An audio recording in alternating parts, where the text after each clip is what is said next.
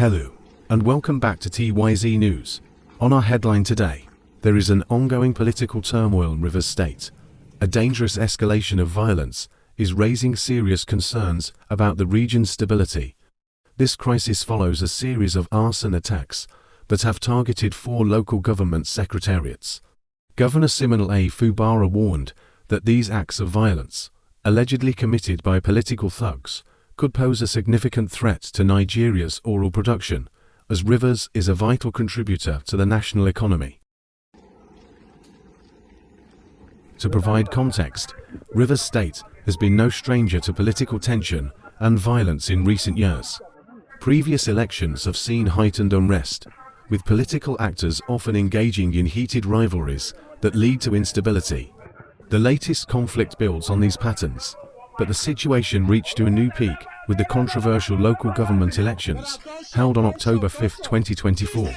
These elections, which went ahead despite a federal high court ruling barring them due to issues with voter registration, sparked the current wave of violence.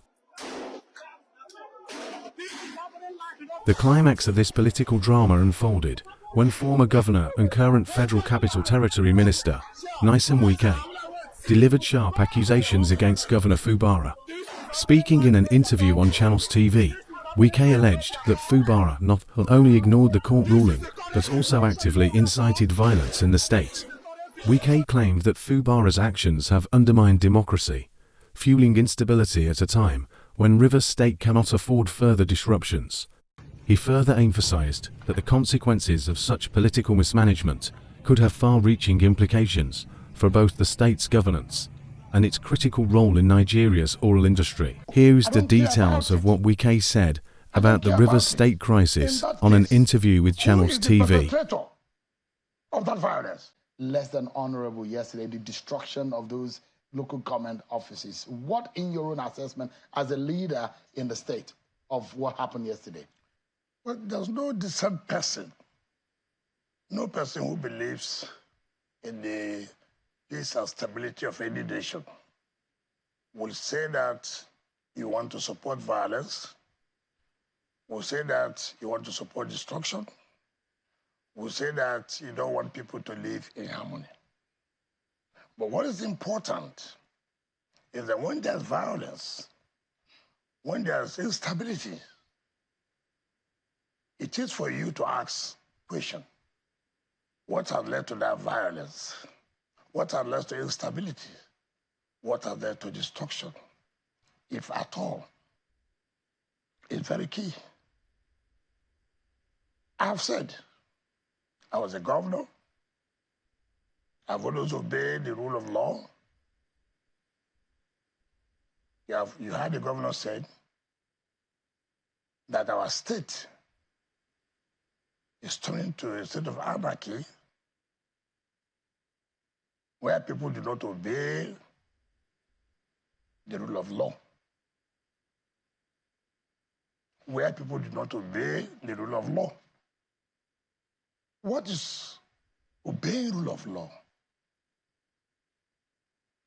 You must respect.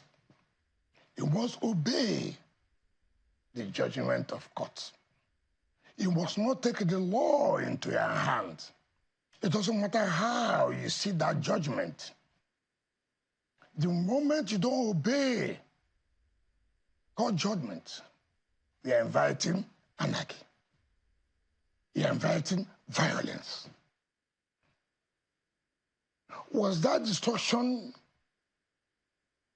done before now? Shall we leave your phone and listen to me? I'm listening to you. I need to go through my question line. The point we are making is that a governor came out on national television, not local television, to tell the world, I will not obey court judgment. Did he say that? Yes. In fact, to crown it all, he said there was no way in the judgment that the court said the letter should not hold.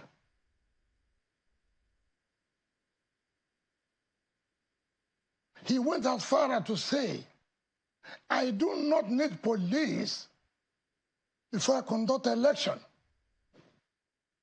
I do not need security agencies before I conduct election. I don't need the protection of life and property. When somebody says, I don't need police, what are you saying? I'm inviting violence. Hoodlums will take opportunity. Saying police will not be involved. But it seems that you are misinterpreting what the governor Not said. misinterpreting. Yeah. No, not misinterpreting. You heard him say, I do not need police before I conduct election. Because they withdrew police from the house here. Fine. What is the function of police? What is the function of state security?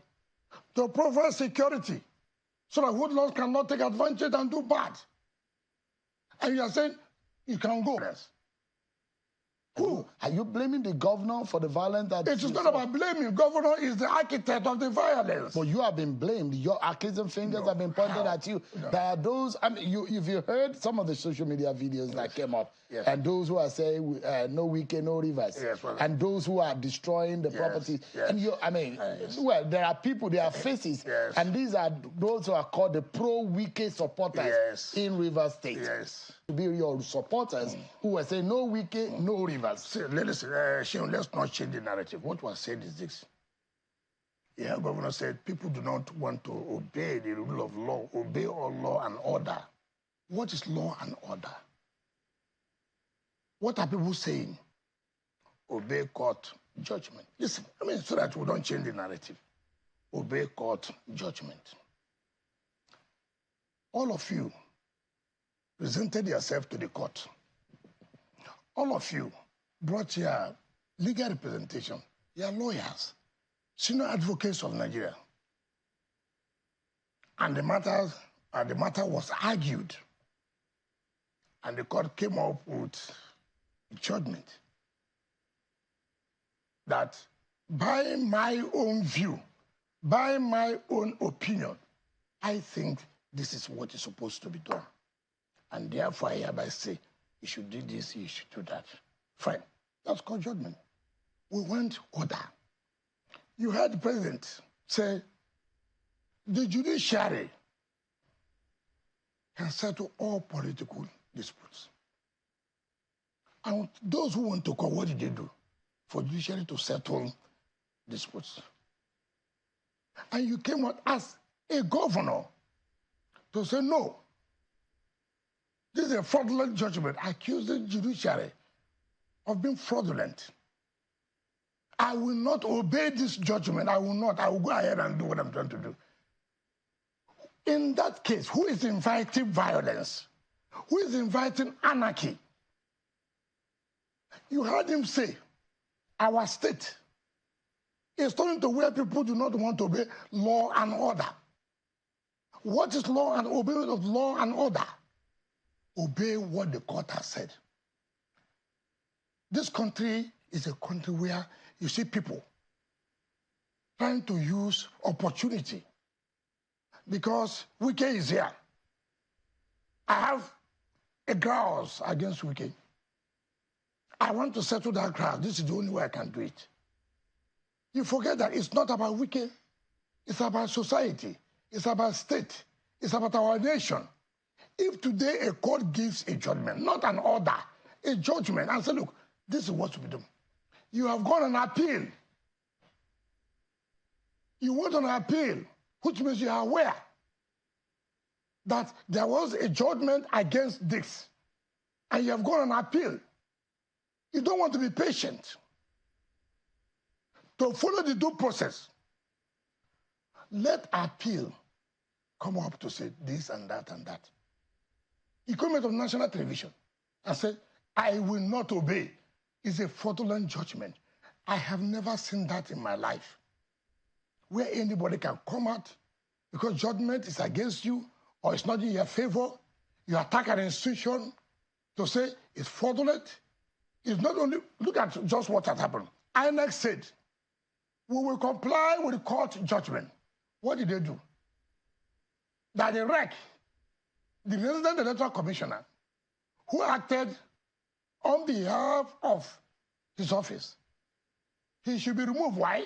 Because he said, look, we are going to comply with court judgment. Police said, look, we are party to this suit. The court has stopped us. And therefore, we are going to comply with judgment. He said, no, get out. I don't care. You don't need to. DSS was stopped. I said, look, you don't do this. We are not in a lawless society. And I feel so bad today. Nigerians, I hear a lot of people who say, nobody should derail democracy.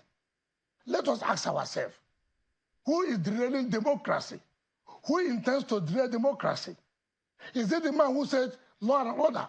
Judgment of court should not be